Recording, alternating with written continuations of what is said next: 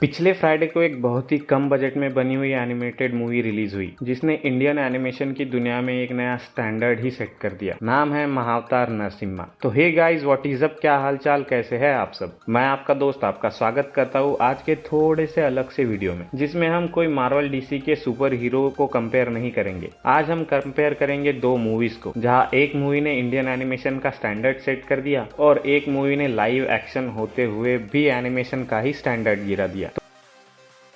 तो देर किस बात की है, चलिए वीडियो करते हैं शुरू। सबसे पहले देखते हैं बजट को। जहां 2 साल पहले रिलीज हुई आदि पुरुष बनी थी 600 करोड़ में। भाई 600 करोड़, जिसके पीछे इतने जीरोस होते हैं कि हाथों की उंगलियां भी कम पड़ जाएगी। और जब काम की बात आई तो सबने पैसे ले लिए और काम करना भूल गए, चाहे वो एक्टर हो, राइटर हो या डायरेक्टर हो या फिर वीडियो एडिटर, सबने खराब ही किया है। वही दूसरी तरफ है महाअवतार नरसिम्हा, जो बनी है सिर्फ 15 करोड़ में, लेकिन सबने काम ऐसा किया कि 600 करोड़ की मूवी भी फीकी लगी। कंपैरिजन का सेकंड पैरामीटर है स्टोरी। आदि पुरुष और महाअवतार नरसिम्हा ये दोनों मूवीज हिंदू माइथोलॉजी पर बेस्ड, जो हमें पता है कि दोनों भगवान विष्णु के अवतार हैं। एक है प्रभु श्री राम, जिन्होंने रावण का वध करने के लिए अवतार लिया था, और एक है भगवान नरसिम्हा, जिन्होंने हिरण्यकश्यपु, जिसको एक कॉम्प्लिकेटेड वरदान मिला था ब्रह्मा जी से, इसलिए भगवान विष्णु को नरसिम्हा का अवतार लेना पड़ा था। तो स्टोरी में तो कुछ ऐसा नहीं था, सब हमने पढ़ा है, टीवी पर सालों से देखते भी आए हैं। लेकिन आदि पुरुष के मेकर्स ने रामायण जैसी महागाथा को अपने तरीके से लिखने की कोशिश में इतना खराब कर दिया कि उस सदमे से लोग आज तक नहीं निकल पाए। वही दूसरी तरफ महाअवतार नरसिम्हा, जिसके मेकर्स ने स्टोरी टेलिंग पर ऐसा काम किया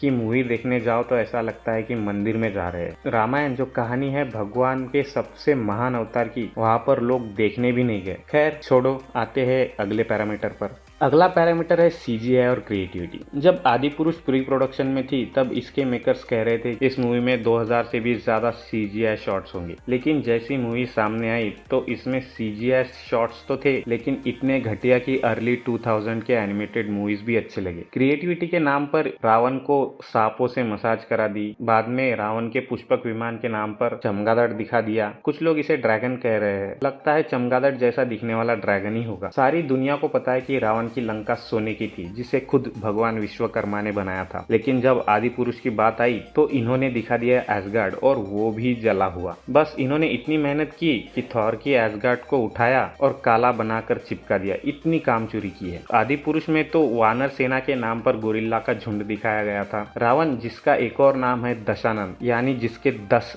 सिर हो। जब तुमने राम जी, लक्ष्मण जी, माता सीता, इनके नाम बदल ही दिए तो रावण का भी एक ही सर रखते तो अच्छा होता। वही दूसरी तरफ हम बात करें महाअवतार नरसिम्हा की, तो सीजीआई में कमी तो थोड़ी बहुत यहाँ पर भी दिखती है, लेकिन इतने कम है कि बाकी पैरामीटर्स के आगे इग्नोर कर सकते हैं। इसी मूवी में जब लास्ट में एक्शन सीक्वेंस में भगवान नरसिम्हा आते हैं तो तुम अपनी सीट पर खड़े हो जाओगे। जैसा खौफ एक शेर को देखकर होता है ना, वैसा ही इस मूवी में होता है। यहाँ तक कि जब भगवान की अष्टभुजाएं चलती है तो लगता है कि भगवान चल रहे हैं। इसे कहते हैं सीजीआई। हमारे कंपैरिजन में अगला पैरामीटर है डायलॉग। आदि पुरुष, जो भारत के सबसे पवित्र गाथा रामायण पर बेस्ड है, उसमें डायलॉग भी वैसे ही होने चाहिए थे, जिसे सुनकर कान तृप्त हो जाए। लेकिन पता नहीं, जब राइटर्स आदि पुरुष के डायलॉग लिख रहे थे तब उन्हें समझ नहीं आ रहा था कि हम क्या लिख रहे हैं। ये छोड़ो, जब एक्टर्स ये डायलॉग बोल रहे थे तब क्या उन्हें भी समझ में नहीं आया था कि हम क्या बोल रहे हैं। कपड़ा तेरे बाप का, तेल तेरे बाप का,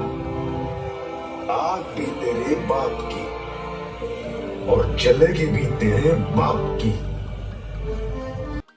ये एक ही नहीं, कई सारे सीन इसमें डायलॉग की वजह से खराब हुए हैं। और वही दूसरी तरफ महाअवतार के डायलॉग, जहाँ गुस्सा होना चाहिए वहाँ गुस्से वाले हैं, जहाँ प्रेम होना चाहिए वहाँ प्रेम है, कोई अभद्रता नहीं है। जब भगवान नरसिम्हा भक्त प्रहलाद को उठाते हैं और गोदी में बिठाकर बात करते हैं तब लगता है कि भगवान और भक्त बात कर रहे हैं, लेकिन जब हिरण्यकश्यप को भगवान नरसिम्हा मारने आते हैं तब ऐसा लगता है कि भगवान का क्रोध है। हमारे पैरामीटर में लास्ट पैरामीटर है क्लाइमैक्स सीन। कोई भी मूवी जब बनती है तो उसका क्लाइमैक्स सीक्वेंस बहुत मैटर करता है। एक कहावत भी है ना, अंत भला तो सब भला। आदि पुरुष में अगर क्लाइमैक्स बढ़िया होता तो थोड़े जख्मों पर मलहम भी लग जाता, लेकिन इन्होंने यहाँ पर भी बहुत बड़ी कामचोरी कर दी। जहाँ राम जी और रावण का युद्ध होता है तो ना कोई एक्साइटमेंट होती है और ना कुछ मजा आता है, ना ही कोई ऐसा सीन है जिसे कहकर लोग कहे कि वाह क्या सीन था। 600 करोड़ लगाकर इनसे ये भी नहीं हो पाया। लेकिन इस चीज में महाअवतार मूवी बिल्कुल 10 on 10 है। मैं कहता हूँ कि 10 on 10 नहीं बल्कि 10,000 on 10 है। जब मूवी मूवी में क्लाइमैक्स सीन शुरू होता है तो